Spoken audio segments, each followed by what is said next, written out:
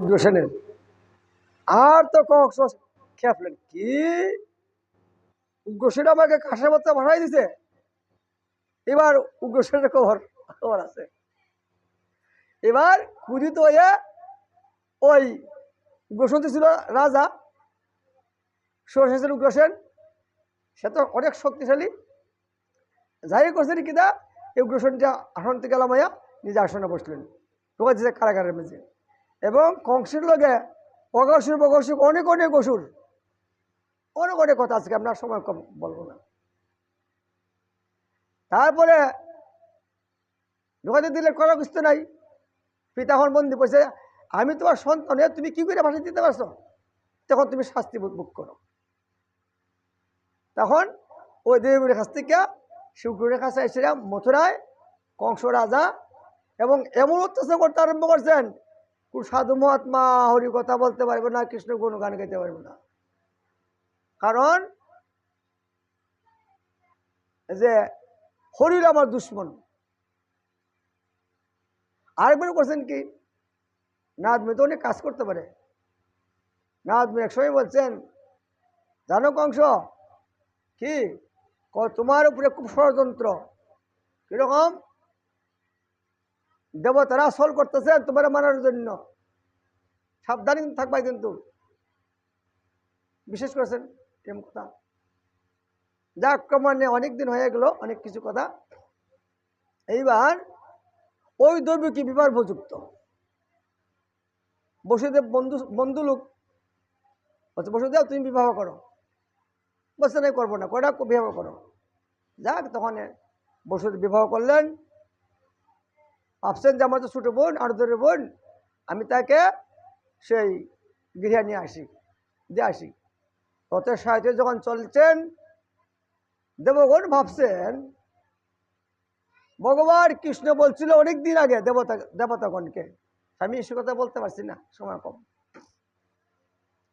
যখন পৃথিবী যখন নাকি পাপের বাপ বাড়তে আরম্ভ করলো, তখন পাপগ্রস্ত পৃথিবীর অধিষ্ঠিত দেবতা, পৃথিবী ধরতে দেবতা, সেই ব্রহ্মা এবং মহাদেবকে নিয়ে কি সাগর তীরে স্তব করলেন বিষ্ণুকে। বিষ্ণু, আমরা পাপের ভার সহ্য করতে পারি না, আপনি একটা ব্যবস্থা করেন। তখন বিষ্ণু ভগবান বলছিল, তোমরা যাও ব্রহ্মা সৃষ্টি করো, আমি কিছুদিনের মাধ্যমেই পৃথিবীর পাপের ভার আমি হরণ করুম। দেবগণ, তোমরা যে জায়গাটা পারো যুদ্ধবক্ষে জন্মগ্রহণ করো, তোমাদের বাসনা আমি পূরণ করে দেবো।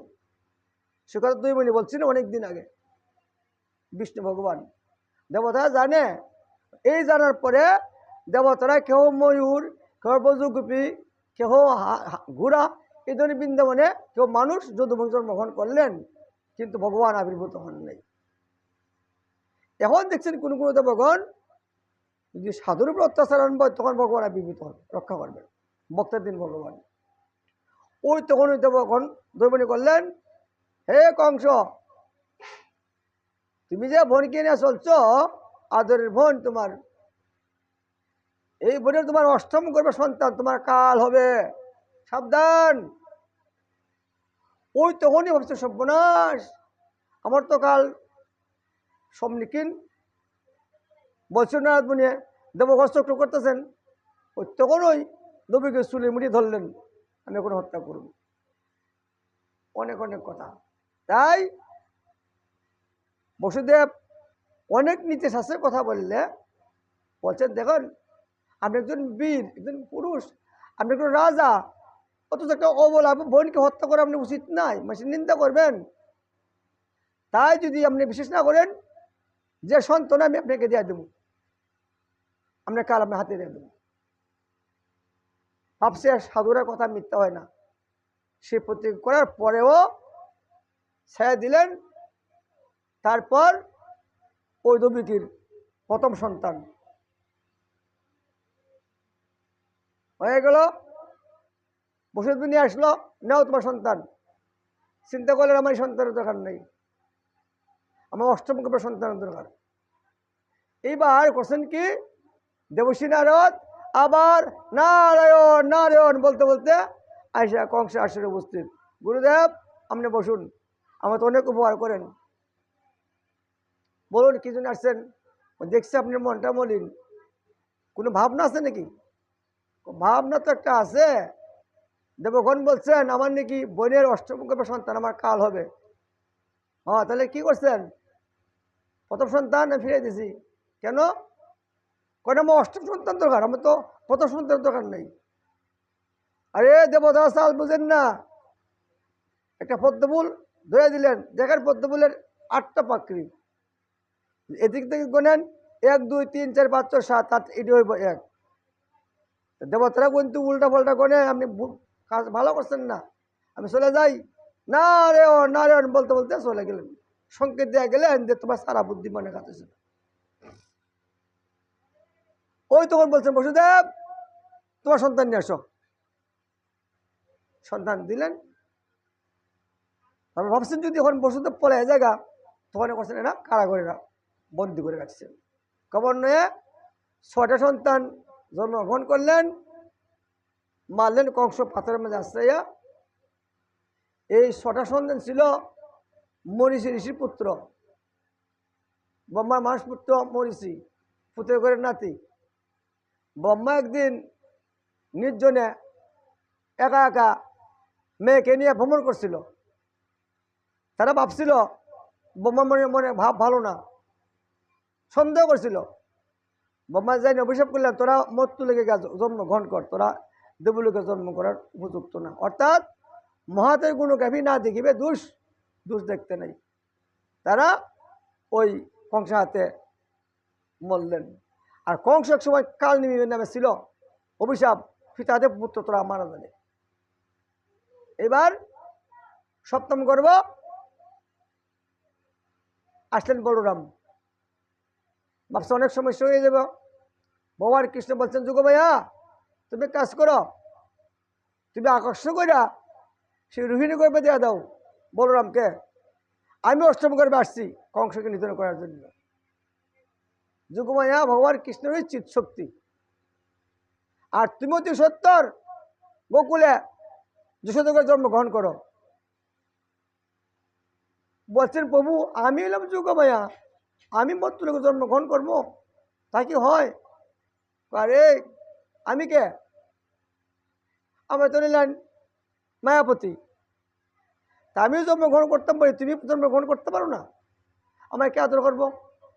আরে তোমাকে কলিযুগে বেশি আদর করবো, ভদ্রকালী, দুর্গা, জগদ্ধাত্রী, এমনভাবে তোমার সেবা করব, আমার থেকে তোমার দাম অনেক বেশি, তাই না? কলিযুগ অবস্থাটা। তেজস্বী দেবতার পূজা, ভগবানের পূজার খবর থাকে না। যাক, আসলেন ওই গোকুলে নন্দর গৃহে যুগমায়া। আর কৃষ্ণ চতুর্ভুজ ধারণ করে সে কংসার কারাগারে। হরে কৃষ্ণ কৃষ্ণ কৃষ্ণ হরে হরে, হরে রাম রাম রাম হরে হরে। এইবার